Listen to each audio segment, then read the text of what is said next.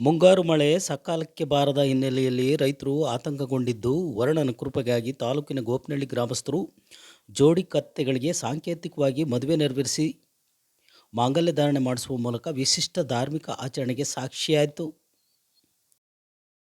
ರೈತರು ಭೂಮಿಯನ್ನು ಹಸನುಗೊಳಿಸಿ ಬಿತ್ತನೆಗೆ ಸಿದ್ಧತೆ ಮಾಡಿಕೊಂಡಿರುವ ರೈತರು ಆಕಾಶದತ್ತ ಮುಖ ಮಾಡುವಂತಾಗಿದೆ.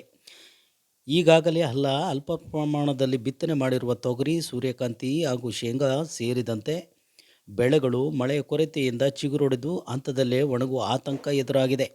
ಹೀಗಾಗಿ ಉತ್ತಮ ಮಳೆಯಾಗಿ ಬೆಳೆಗಳು ಉಳಿಯಲಿ ಎಂಬ ಆಶಯದೊಂದಿಗೆ ಗ್ರಾಮಸ್ಥರು ಸಾಂಪ್ರದಾಯಿಕವಾಗಿ ವಾಸುದೇವರ ಸ್ವರೂಪವೆಂದು ನಂಬಲಾಗುವ ಜೋಡಿ ಕತ್ತೆಗಳಿಗೆ ಮದುವೆ ಮಾಡಿಸಿದರು.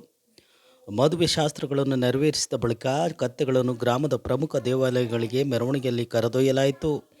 ನಂತರ ಗ್ರಾಮದ ಗುಡ್ಡೆಕಲ್ಲಿಗೆ ವಿಶೇಷ ಪೂಜೆ ಸಲ್ಲಿಸಿದರು.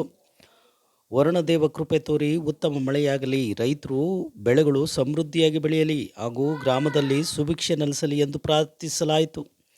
ಮಳೆ ಕೊರತೆಯ ಸಂದರ್ಭದಲ್ಲಿ ಕತ್ತೆಗಳಿಗೆ ಸಾಂಕೇತಿಕವಾಗಿ ಮದುವೆ ಮಾಡಿಸುವ ಸಂಪ್ರದಾಯವನ್ನು ಗೋಪನಹಳ್ಳಿ ಗ್ರಾಮಸ್ಥರು ಹಲವು ವರ್ಷಗಳಿಂದ ಆಚರಿಸಿಕೊಂಡು ಬರಲಾಗುತ್ತಿದೆ. ಈ ಬಾರಿಯೂ ಮಳೆಗಾಗಿ ಗ್ರಾಮಸ್ಥರು ಒಗ್ಗೂಡಿ ಸಂಪ್ರದಾಯವನ್ನು ಮುಂದುವರಿಸಿದರು.